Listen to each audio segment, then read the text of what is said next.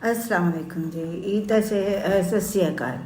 ईद ਦਾ second day ਤੁਹਾਨੂੰ ਮੁਬਾਰਕ ਹੋਏ ਤੇ ਬਹੁਤ ਬਹੁਤ ਖੁਸ਼ੀਆਂ ਲੈ ਕੇ ਆਏ, ਬਿਛੜਿਆਂ ਨੂੰ ਮਿਲਾਏ ਤੇ ਬਹੁਤ ਜ਼ਿਆਦਾ। ਤੇ ਮੈਂ ਬਹੁਤ ਥੱਕ ਜਾਂਦੀ ਹਾਂ। ਤੁਸੀਂ ਰੋਜ਼ ਕਹਿੰਦੇ ਹੋਵੋਗੇ ਕਿ ਈਦ ਦੇ ਸੈਕਿੰਡ ਡੇ ਵੀ ਉਹੀ ਕੋਈ ਇੱਕ ਸ਼ਰਟ ਪਾਈ ਹੋਈ ਹੈ। ਮੈਂ ਇਸ ਵਕਤ ਚੇਂਜ ਕਰਕੇ ਤੁਹਾਨੂੰ ਰਿਲੈਕਸ ਹੋ ਕੇ ਤੁਹਾਨੂੰ ਈਦ ਦੇ ਸੈਕਿੰਡ ਡੇ ਮੁਬਾਰਕ ਕਹਿ ਰਹੀ ਹਾਂ। ਕੱਲ੍ਹ ਵੀ ਇਹੋ ਹੀ ਚੱਕਰ ਸੀ ਕਿ ਕੱਲ੍ਹ ਮੈਂ ਰਿਲੈਕਸ ਹੋ ਕੇ ਤਾਂ ਫਸਟ ਡੇ ਮੁਬਾਰਕ ਕਹਿ ਰਹੀ ਸਾਂ। ਅਤੇ ਮੈਂ ਨਾ ਆਪਣੀ ਅੰਮੀ ਦਾ ਕਿਰਦਾਰ ਨਿਭਾ ਰਹੀ ਹਾਂ ਕਿ ਮੇਰੀ ਅੰਮੀ ਜਿਸ ਤਰ੍ਹਾਂ ਸਾਰਿਆਂ ਨੂੰ ਈਦੀ ਦਿੰਦੇ ਹੁੰਦੇ ਸਨ।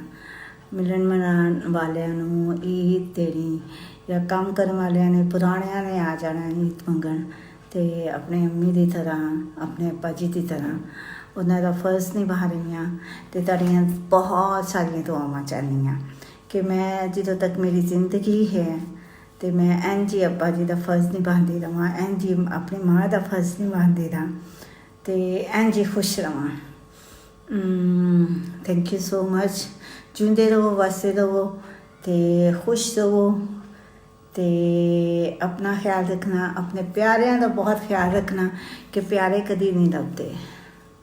ਮੈਂ ਜ਼ਿੰਦਗੀ 'ਚ ਬਹੁਤ ਤਨਹਾ ਵਾਂ, ਲੇਕਿਨ ਪਿਆਰੇ ਕਦੀ ਨਹੀਂ ਲੱਭਦੇ।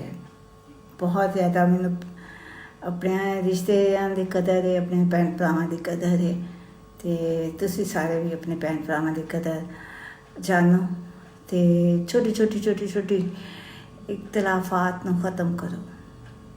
ਸ਼ੁਕਰੀਆ, ਮਿਹਰਬਾਨੀ। ਆਪਣਾ ਖਿਆਲ ਰੱਖਣਾ, ਆਪਣੇ ਪਿਆਰਿਆਂ ਦਾ ਖਿਆਲ ਰੱਖਣਾ ਅਤੇ ਰੱਜ ਕੇ ਖਾਣਾ ਈਦ 'ਤੇ। ਇਹ ਦੇਖੋ ਮਹਿੰਦੀ ਵਾਲੇ ਹੱਥ। ਅੱਲਾ ਹਾਫਿਜ਼। ਅਤੇ ਫਿਰ